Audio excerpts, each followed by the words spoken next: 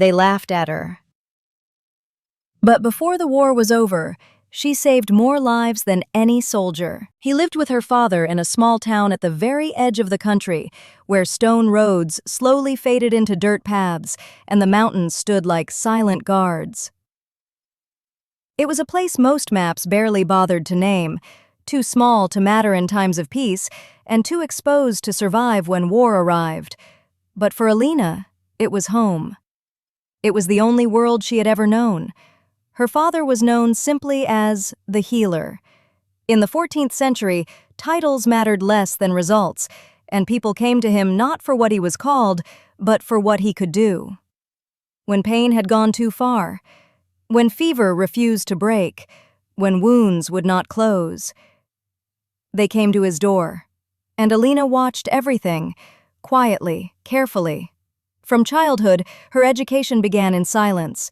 Her father believed knowledge should never be wasted, even if it had to be hidden. He taught her the human body as if it were a living map, how one injury could steal strength from another part, how blood behaved when life slipped away too quickly. He taught her how skin healed differently when torn rather than cut. He taught her which wounds demanded speed and which demanded patience. Fear makes wounds worse, he told her gently, and ignorance kills faster than steel. These lessons were never written down. They were spoken softly, learned through watching, remembered through repetition, and carried in her hands. At dawn, Alina climbed the nearby mountains alone. The paths were narrow, the air was cold, the silence was heavy. She learned the land as carefully as she learned medicine. She knew which herbs grew only in shade, which roots strengthened weak bodies, which leaves cooled fever, and which slowed bleeding. She learned when to harvest, and when to leave plants untouched so they would return. At night, when the town slept and shutters were closed, he taught her what the world forbade. Women were not meant to learn such things, but sickness and war did not care about rules.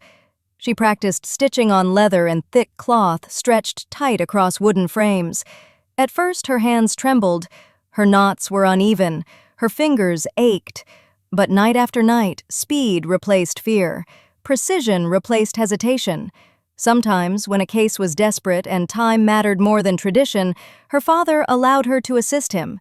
She cleaned tools, held cloth, steadied hands, and on rare nights, when seconds stood between life and death, he let her stitch. Never in daylight, never where others could see. She understood the danger, without ever being told. Over the years, her father refined a medicine unlike any other used in their region. A careful mixture of mountain herbs, dried, crushed, boiled, and preserved with patience. It cleaned wounds, reduced sickness, strengthened weakened bodies. It was not magic. It was experience shaped by years of loss, failure, and survival. He wrote the formula only once and trusted it only to Alina. Then the war came. It arrived without warning, without messengers, without mercy. One night, flames rose beyond the hills and steel echoed through the streets. Enemy soldiers crossed the border while the town slept. Men were dragged from their homes and killed where they stood. Women and children were bound together and forced to march away. Alina woke to smoke, shouting, and the sound of wood breaking under force. Her father did not hesitate. He pressed the satchel into her hands, the herbs, the tools, the written formula. "Go," he said. "Do not stop. Do not look back." She never saw him again. She ran into the mountains as her town burned behind her. For days, she moved through forest and stone, surviving on cold streams and what little she carried. Her feet burned, her lungs ached, her body begged her to stop, but fear carried her farther than strength ever could. The satchel never left her side. Inside it lived her father's knowledge and his final command: to survive. When the towers of the capital city Ravenhold finally appeared on the horizon, the war had already reached its gates. Ravenhold was nothing like her town. Its walls were high, its streets crowded, its air heavy with smoke and despair. Wounded men filled courtyards, halls, and tents raised in haste. On the second day of the siege, the king ordered a proclamation. Messengers rode through the streets, their voices echoing against stone walls, calling for any healer, any surgeon, anyone who could help the wounded. Men stepped forward proudly, carrying blades, needles, and years of training. Some spoke loudly of past victories, others listed years of service. Then Alina stepped forward quietly among them. Dust clung to her clothes, exhaustion weighed on her shoulders. In her hands she held only a worn satchel. The laughter did not come all at once. It spread slowly, unevenly. A few scoffs, a few smiles, then more. A woman had no place among healers. Everyone knew that. Some laughed openly, others looked away, already convinced the moment would end in embarrassment. Alina said nothing. She had learned long ago that arguing never changed belief. She stood still, waiting. The wounded tents grew quieter as evening approached. Not peaceful, heavy. The kind of silence that comes when hope begins to thin. Healers moved slower now. Supplies ran low. Hands trembled with exhaustion. Alina watched from the edge. Every breath told a story. She recognized the signs without touching, the way pain settled, the way strength faded. Her father's lessons echoed in her mind. This one needed speed. That one had hours at most. Another had already been lost. When the laughter finally faded, it was not replaced by belief. It was replaced by desperation. Someone pointed toward her. "She gets one chance," a voice said. One chance. No explanation, no mercy. Alina stepped forward. The soldier was brought in at dusk, barely conscious. His breathing was shallow, his body cold with fatigue. Others had already tried to save him and failed. Alina knelt beside him without hesitation. Her hands did not shake. The noise around her faded until only breath and time remained. She opened her satchel carefully, measured, observed. Not too much, not too little. Those watching leaned closer, voices lowered. No one laughed now. The hours stretched, lanterns burned low. Alina remained still, waiting for signs only experience could recognize. Healing, she knew, was not about speed alone. It was about patience. When the night finally loosened its grip, something had changed. By morning, the soldier still lived. His breathing was steadier, his color less pale.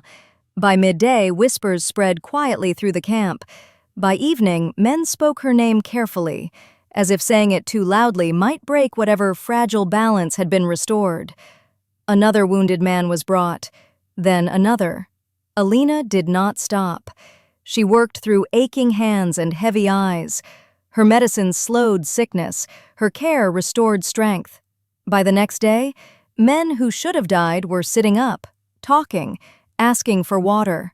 Hope returned slowly, not as celebration, as possibility. The wounded tents grew quieter than they had been in days. Not empty, calmer. Fewer cries, fewer final breaths whispered into the dark. The army noticed, not because of speeches or announcements, but because fewer names were carried away. Fewer families waited without answers. Alina worked from sunrise until darkness returned, then longer. Her body begged for rest, her hands burned, but she remembered the mountains, the quiet lessons, the nights her father taught her what the world forbade. She did not stop. One evening, a royal summons arrived. The king wished to see her. Alina stood before him not in pride, but in exhaustion. Her hands were stained from herbs and work. Her voice was quiet. She spoke only of her father, of knowledge learned in silence, of experience passed quietly, because the world would not allow it in the light. She asked for no reward, only permission to continue.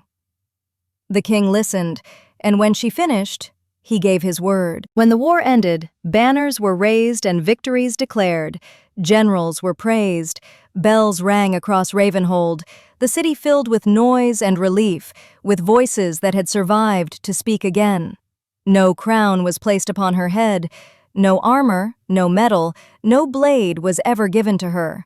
But when the wounded tents were taken down and the city finally breathed freely again, Alina did not disappear into silence. She walked through the streets openly, and wherever she went, people stepped aside. Some bowed their heads, some placed a hand over their hearts, others whispered her name with gratitude they could not fully express. She was no longer the woman with the satchel.